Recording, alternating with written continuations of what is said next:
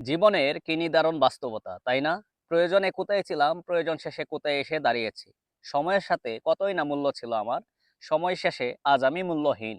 দেখুন, শুকনো মাঠে পড়ে থাকা এই পুরনো নৌকাটা। একটা সময় নদীর বুকে মানুষ পারাপার করত, ফসল বাঁচাতো, বৃষ্টির দিনে আশ্রয় দিত। মূল্য ছিল, প্রয়োজন ছিল।